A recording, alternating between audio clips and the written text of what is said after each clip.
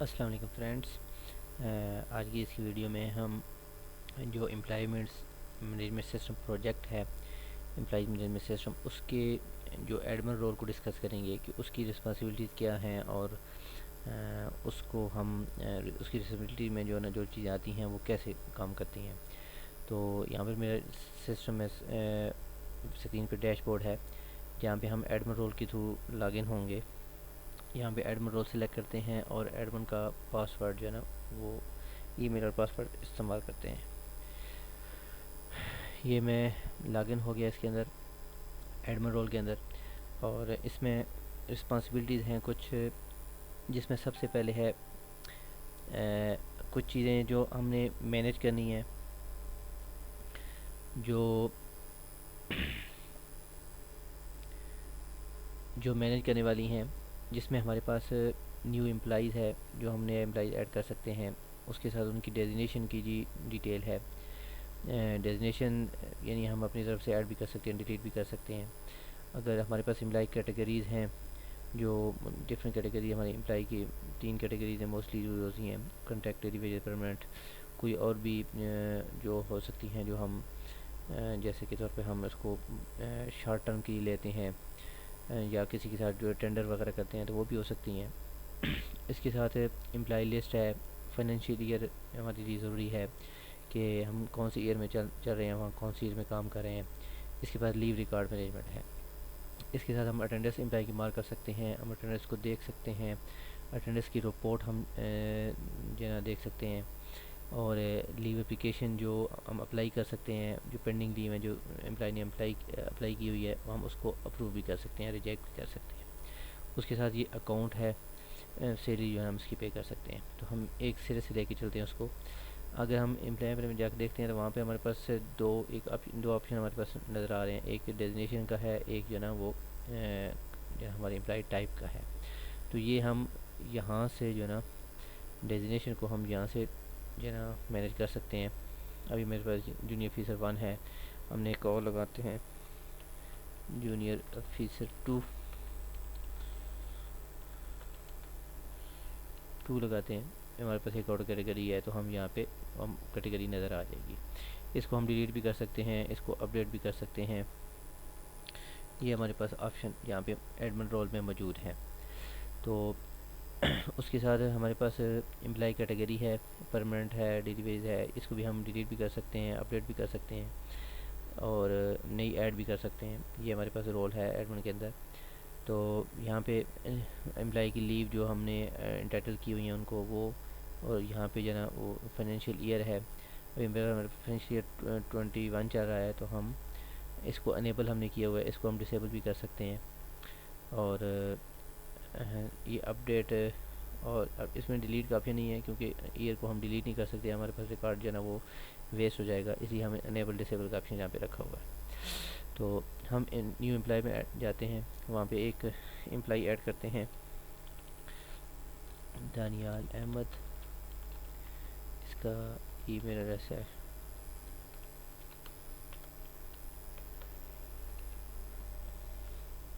उसके साथ इसका एम्प्लॉय नंबर है।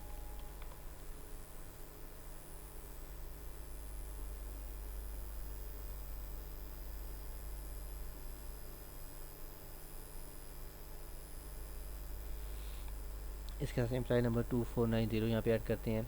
यहाँ पे इसका पासवर्ड लगाते हैं, इसका पासवर्ड लगाते हैं और इसका डिपार्टमेंट हम इलेक्ट्रिकल सेलेक्ट करते हैं।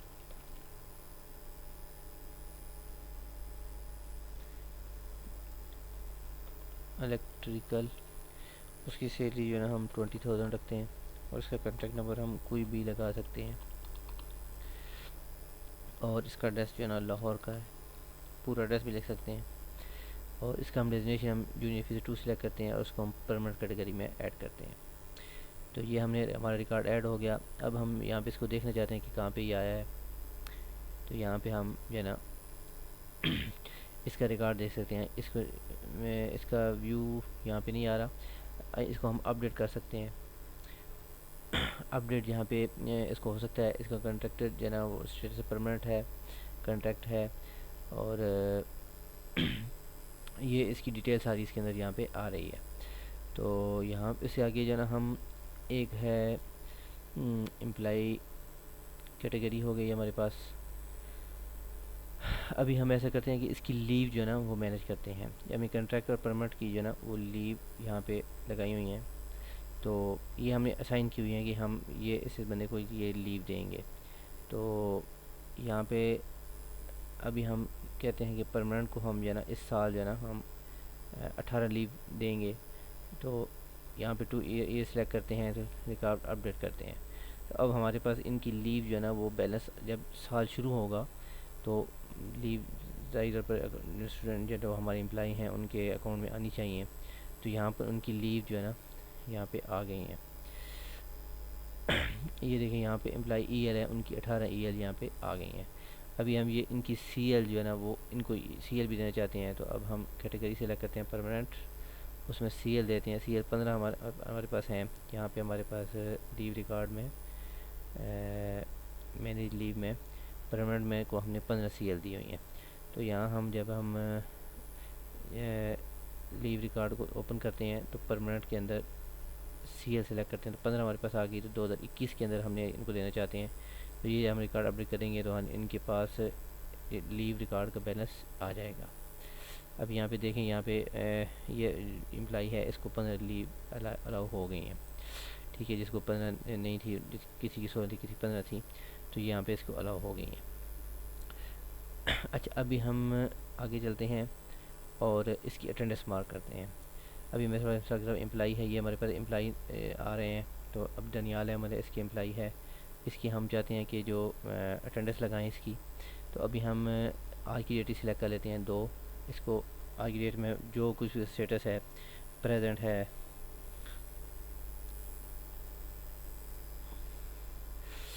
प्रेजेंट है, तो हम इसकी अटेंडेंस मार्क करते हैं। तो ये प्रेजेंट यहाँ पे शो हो जाएगा।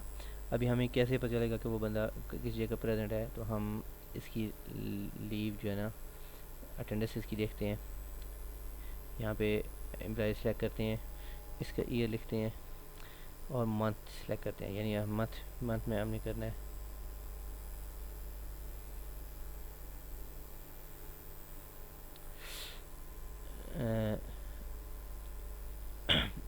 ये हम फरवरी मंथ सेलेक्ट किया। तो यहाँ पे हमने 2 तारीख को इसकी प्रेजेंट लगाई थी। तो ये इसकी प्रेजेंट यहाँ पे नज़र आ रही है, यहाँ पे इसकी प्रेजेंट नज़र आ रही है। तो उसके साथ अगर हम देखना चाहते हैं कि अटेंडेंस रिपोर्ट, तो यहाँ पे ये हमने इस एम्प्लॉई की है ना हमने 2 तारीख की प्रेजेंट लगाई है। अगर हम यहाँ पे इसको डिलीट करते हैं तो ये डिलीट हो जाएगा और वहाँ पे भी नज़र नहीं आएगा। दोबारा इसको हम देखते हैं।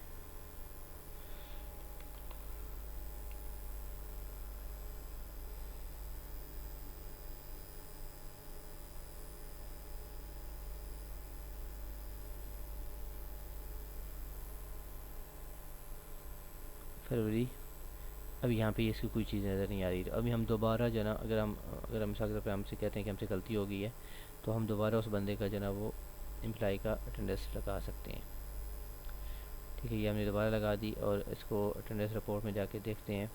तो ये दोबारा इसकी अटेंडेंस लगी है और यहाँ पर हम लीव रिपोर्ट के अंदर इसको अटेंडेंस यहाँ पे देख सकते हैं।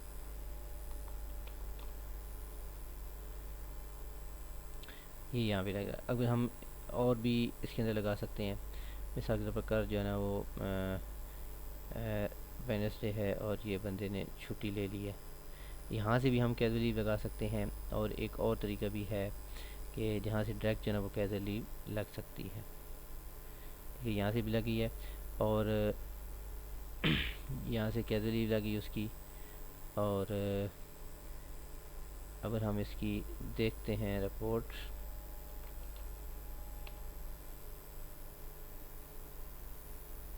यहाँ पे इसकी सीएल जो है ना वो लग गई है। तो ये एक तरीका है सीएल लगा,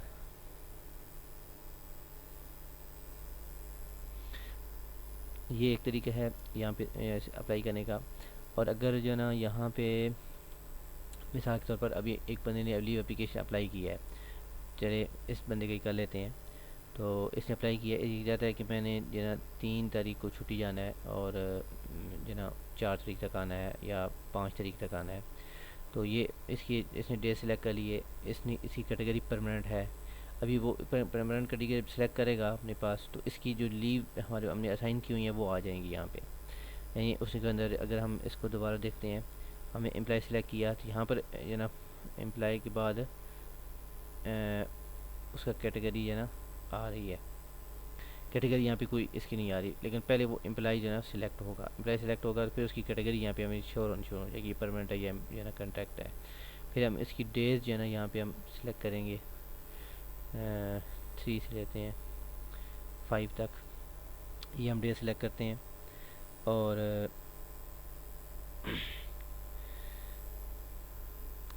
परमानेंट जब हमने सेलेक्ट किया इसका, तो हमने इसकी लीव जो हमें टाइटल इसकी आई हुई थी इसकी, वो हमें हमारे पास नज़र आने शुरू हो गई।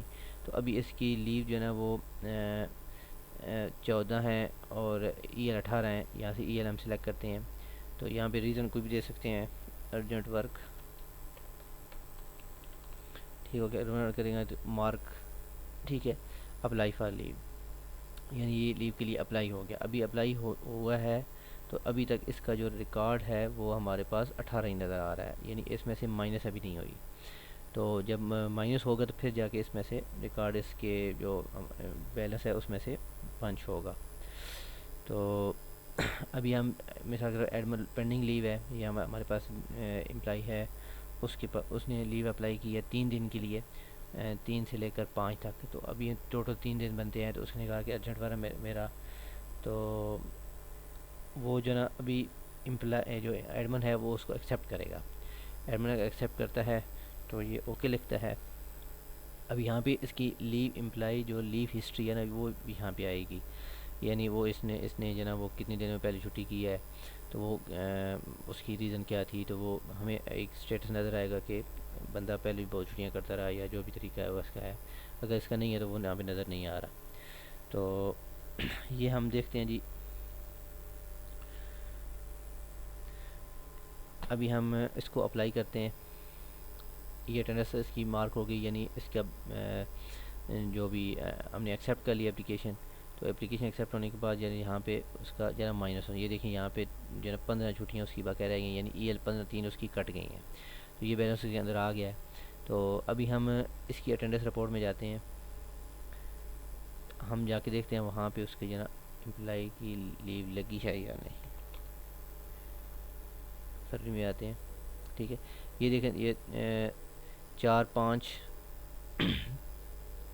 3-4-5 हमने सेलेक्ट किया था, CL उसकी आगे लगी हुई है, तो ये EL 3 उसकी लग गई, यानी जो उसने अप्लाई किया था वो उसके अंदर यहाँ पे लग गया। मैंने वो गलती से 3 सेलेक्ट कर लिया, 4-5-6 करता तो वो ज़्यादा समझ आता, लेकिन CL जो है ना वो वहाँ पे ऑलरेडी हमने डाली हुई थी, तो वो वहाँ पे उसको पेस्ट हो गई, यानी वो उसने डाटा जो है ना वो इंसर्ट कर लिया। तो यहाँ पे ये CL है। अभी पेंडिंग में भी कोई नहीं आ रहा, लीव एप्लीकेशन कभी हमने सीख लिया, अटेंडेंस रिपोर्ट भी हमें नज़र आ गई। अभी ये देखें 3-4-5 की अलग अलग नज़र दिखा रहा है कि इसने बंदे ने अप्लाई इसने किया है।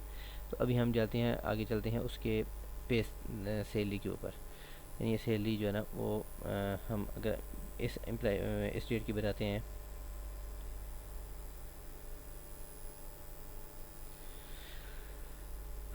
अच्छा यहाँ पे हम जाते हैं पे सैलरी के अंदर जाते हैं, तो यहाँ पे हम एम्प्लॉय सेलेक्ट करते हैं। अभी एम्प्लॉय का मंथ सेलेक्ट करते हैं फरवरी 2021। तो हम कैलकुलेट अटेंडेंस से सिलेक्ट करते हैं कि हम इसने बंदे ने कौन कौन सी कितनी कितनी छुट्टियाँ की हैं। तो ये हमारे पास आता है, प्रेजेंट हमारे पास 1 है, और CL इसने 1 लिया है, EL 3 ली हैं, टोटल हमारे पास 5 जो है ना इसकी आ रही हैं, जो है ना वो टोटल डेज पेएबल डेज आ रहे हैं, यानी CL EL जो है ना वो भी हमारी पेएबल होती हैं। तो यहाँ पे टोटल डेज 5 आ रहे हैं। अभी हम मंथ डे सेलेक्ट करेंगे, 28 का मंथ है ये फरवरी, और सैलरी हम सेलेक्ट लेंगे, उसकी सैलरी उसकी कितनी आ रही है हमारे पास 20,000। टोटल पेएबल डेज हमारे पास 5 हैं। तो अभी कैलकुलेट पेएबल सैलरी, अब हमारा 3,571 रुपये जो है ना हम उसको 5 दिन की सैलरी पे करेंगे। तो ये सिनेरियो था पे सैलरी का। तो अगर हम पे सैलरी अप्लाई करते हैं तो सैलरी जो हमारे पास सक्सेसफुली पे हो गई है। तो अभी सैलरी वो पे कहाँ पे हुई है वो हम देख लेते हैं, डेटाबेस के अंदर नज़र आएगी। सैलरी एम्प्लाई, ये देखें यहाँ पे एम्प्लॉय नंबर आ गया, 2 फरवरी मंथ आ गया और 5 दिन की 3,571 रुपये इसको पे हो चुके हैं। तो